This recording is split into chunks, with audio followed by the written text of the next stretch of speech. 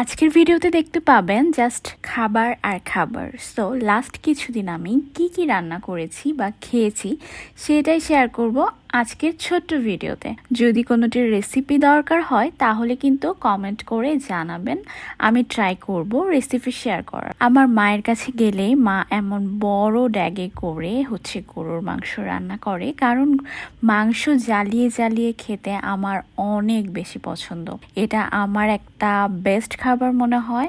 আর মাংস রান্না হলে নেক্সট ডেতে পরোটা আর ওই মাংস জ্বালানো খেতে কিন্তু দারুণ মজা। রেগুলার মাংস খেতে খেতে কিন্তু একটু ভর্তা না খেলে চলেই না, ভর্তা খেতে মন চায়। সো আমি সেদিন আলু ভর্তার সাথে পেঁয়াজ বেরেস্তা মিক্সড করে খেয়েছিলাম। আচ্ছা, তোমরা গরম ভাত, আলু ভর্তা আর গরুর মাংস একসাথে মিক্সড করে কখনো খেয়েছো? এটা কিন্তু অনেক মজা লাগে, বেস্ট লাগে।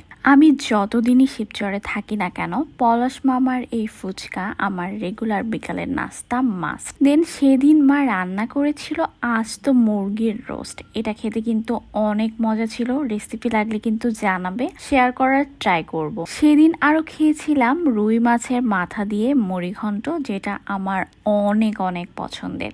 আর এই যে মাত্রই বললাম, রেগুলার বিকেলে পলাশ মামার ফুচকা কিন্তু মাস্ট।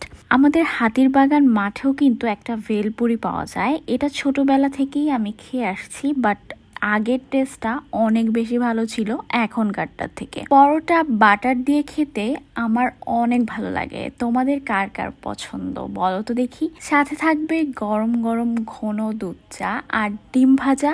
এটা ছিল আমার রেগুলার সকালের বেস্ট কম্বিনেশন, বেস্ট অপশন।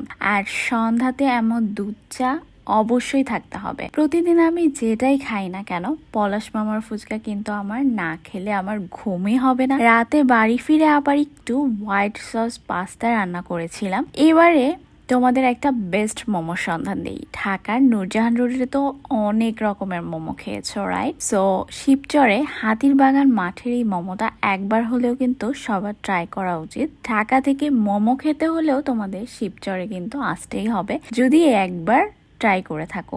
আমি দিন ভরে যেমন খেতে থাকি, ডায়েটও কিন্তু করি, যাকে বলে ফাঁকিবাজি ডায়েট। আর এখানের ছোট সিঙ্গারাটা কিন্তু আগে খেতে অনেক মজা লাগলেও এবারে আমি যতবার খেয়েছি তেমন একটা মজা লাগেনি। Thanks for watching the video. আল্লাহ হাফেজ।